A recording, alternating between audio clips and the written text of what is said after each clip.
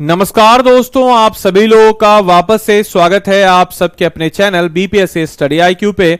बज चुके हैं शाम के 8 और जब भी होते हैं शाम के 8 तो हमारी आपकी मुलाकात होती है हमारे बिहार एक्सप्रेस के सीरीज के साथ, जिस कड़ी में आज हम लोग हमारे आखिरी एपिसोड को कवर अप कर रहे हैं, जिसका एपिसोड नंबर नाम है 9/9। यानी कि हम लोगों ने हमारे बिहार के 8 डिवीजन को कवर अप कर लिया इस एपिसोड में और आज 9वें डिवीजन और अंतिम डिवीजन को कवर अप करने जा रहे हैं, जिसमें आज के सेशन में हम लोग ऐतिहासिक मगध डिवीजन को कवर अप करेंगे।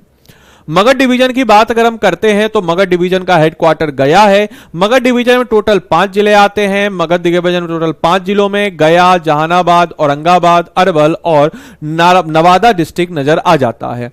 साथ ही साथ मगध डिवीजन बिहार के उन डिवीजनों में से एक है। सिर्फ बिहार में 2 ही ऐसे डिवीजन है जो गंगा नदी के साथ सीमा नहीं बनाते हैं, उनमें एक मगध डिवीजन है। दूसरा डिवीजन कौन सा है कमेंट बॉक्स में सारे बच्चे अभी कभी लिख करके बताएंगे वीडियो को पॉज करके। बाकी चलिए दोस्तों जानते हैं हम लोग हमारे मगध डिवीजन से रिलेटेड पॉइंट्स को। मगध डिवीजन का हेडक्वार्टर कहां पड़ता है तो मगध डिवीजन का हेडक्वार्टर गया में पड़ता है। मगध डिवीजन की बात अगर हम करते हैं तो बिहार में नक्शे पे अगर हम मगध डिवीजन को देखें तो मगध डिवीजन हमारा कहां पड़ेगा दोस्तों, तो याद रखिएगा मगध डिवीजन हमारा इस एरिया में पड़ जाता है। ये जो एरिया आप देख रहे हैं इधर आपको पटना डिवीजन है, यहां मुंगेर डिवीजन है और ये एरिया के बीच में आपको नजर आता है मगध डिवीजन। मगध डिवीजन का हेडक्वार्टर कहां पे है तो मगध डिवीजन का हेडक्वार्टर आपको नजर आ जाएगा कहां पे, तो याद रखिएगा मगध डिवीजन का हेडक्वार्टर आपको नजर आ जाएगा गया में। और गया से हम लोग शुरू करते हैं, गया जिले से ही। फिलहाल के लिए गया को हम अगर गया जी कहें तो भी इसमें यह भी एक करंट अफेयर्स ही है, क्योंकि इसका नाम बदल करके कर दिया गया है गया जी। बहुत ही ऐतिहासिक स्थल है, वो स्थल जहां पे गौतम बुद्ध को ज्ञान की प्राप्ति हुई थी, जहां पे लगता है पितृपक्ष मेला, और जो कि गयासुर एक राक्षस था उसके नाम पे रखा गया है गया का गया जी नाम। तो फिलहाल के लिए अगर हम बात करते हैं तो गया जिले में पटवा टोली एक गांव है, उसको आईआईटी फैक्ट्री का नाम दिया गया है। हालांकि पटवा टोली जो है एक बुनकरों का गांव है, इसके रिलेटेड मैंने एक सेपरेट वीडियो भी आपको बनाया था 2-3 महीने पहले तक। तो ये जो है पटवा टोली यह एक बुनकरों का गांव था और वहां पे जो कुछ वॉलंटियर्स थे उन लोगों ने मिल करके इनको पढ़ाया और पढ़ाने के बाद वृक्ष के नीचे पढ़ाते पढ़ाते आज के डेट में इस गांव से न जाने कितने आईआईटीज निकलते हैं और ये जो है वॉलंटरी संरक्षण के रूप में चलता है। तो गया जिले में पटवा टोली गांव को याद रखिएगा, पटवा टोली गांव को आईआईटी गांव का दर्जा दिया गया है। गया जिले का नाम बदल करके अब क्या कर दिया गया है तो गया जी कर दिया गया है। आपको बताते चले 1971 में गयापाल समाज, गयापाल एक समाज है जिन्होंने पहली बार कहा था कि गया का नाम गया जी करने की मांग जो है सरकार के समक्ष रखी थी और रेलवे स्टेशन का नाम गया जी जंक्शन करने का भी अनुरोध किया था। हालांकि इन अनुरोध पे इस साल यानी कि साल 2025 में मोहर लगी है और गया जी जो है हम कह सकते हैं कि अब इसका नाम जो है गया जी हो गया है। फिलहाल गया में स्थित 51 शक्तिपीठों में से एक मां मंगला गौरी का शक्तिपीठ जो है ये गया में ही नजर आ जाता है, जिसको हम गया जी कह रहे हैं। राज्य का पहला रबर डैम का निर्माण जो है ये फाल्गु नदी पर किया गया, जिसका नाम गयाजी डैम रखा गया है।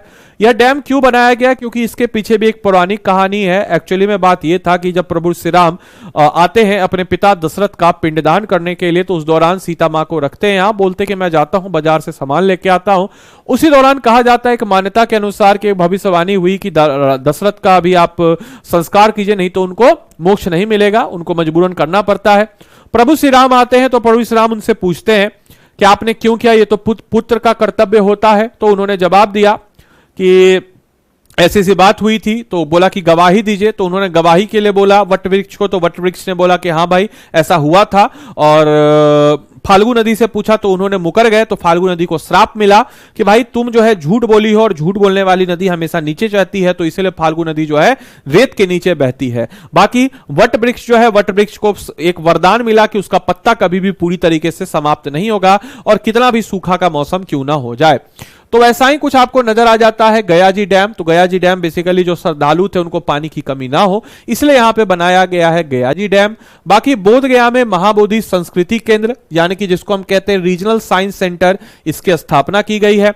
अमृतसर, दिल्ली, कोलकाता औद्योगिक गलियारा से गया को जोड़ा गया है। तो इसको जो है आपको बताते चले कि अमृतसर, दिल्ली, कोलकाता औद्योगिक गलियारा से इसको गया को जोड़ा गया है। सबसे बड़ा औद्योगिक पार्क जो है गया के डोभी में स्थापित किया गया है, इस बात को भी याद रखिएगा। साथ ही साथ हर घर बिजली पहुंचाने में गया जिला देश में अव्वल रहा है, पूरे देश भर में। यानी कि हर घर बिजली का कनेक्शन पहुंचाने में गया ना सिर्फ बिहार में, पूरे देश भर में प्रथम स्थान पर रहा है।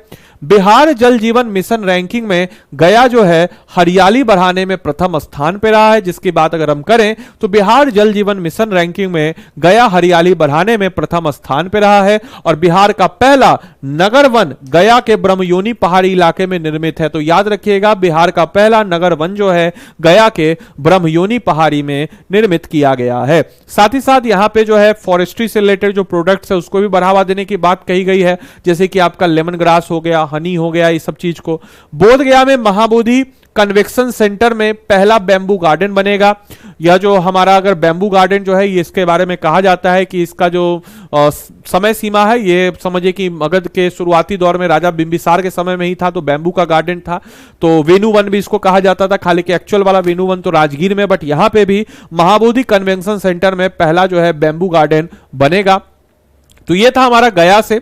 गया के बाद अगर हम बढ़ते हैं जहानाबाद, तो जहानाबाद में 100% डिजिटल बैंकिंग वाला जिला बना है। 100% डिजिटल बैंकिंग का तात्पर्य क्या है कि यहां पे जितने भी अकाउंट्स हैं, जितने भी अकाउंट्स हमारे यहां पे बैंक में है, उनमें से एटलीस्ट सारे अकाउंट में कोई ना कोई पेमेंट मोड ऑफ मेथड, चाहे पेटीएम हो, चाहे गूगल पे हो या फिर फोन पे हो, कोई भी एक जो है डिजिटल पेमेंट का इस्तेमाल हो रहा है। तो 100% डिजिटल बैंकिंग वाला जिला कौन सा बना है? तो जहानाबाद बना है। बाकी आपको बताते चले, मखदुमपुर प्रखंड में वनावरण पहाड़ पर रोपवे का निर्माण होगा, जो कि तीसरा रोपवे होगा आफ्टर राजगीर, मदार हिल्स और अब जहानाबाद के मखदुमपुर प्रखंड के वनावरण पहाड़, जो कि ये आपको तस्वीर भी नजर आ रही होगी, यहां पे के रोपवे का निर्माण हो रहा है। इसके अलावा हम अगर बात करते हैं अरवल में, तो अरवल में जो है कुर्था पुलिस स्टेशन अरवल का है, जिसको 2020 में बिहार का सर्वोत्तम पुलिस स्टेशन घोषित किया गया था। तो कुर्था पुलिस स्टेशन कहां पे है? तो अरवल जिला में है। इसको क्या किया गया? 2020 में बिहार का सर्वोत्तम पुलिस स्टेशन जो है इसको घोषित किया गया है। इसके अलावा हर घर शुद्ध जल योजना की रैंकिंग में अरवल जिला जो है प्रथम स्थान पर रहा है, यानी कि हर घर शुद्ध जल योजना की रैंकिंग में अरवल जिला का स्थान जो है नंबर 1 पे रहा है। इसके अलावा औरंगाबाद की बात जब हम लोग करते हैं, तो औरंगाबाद में है नवीनगर।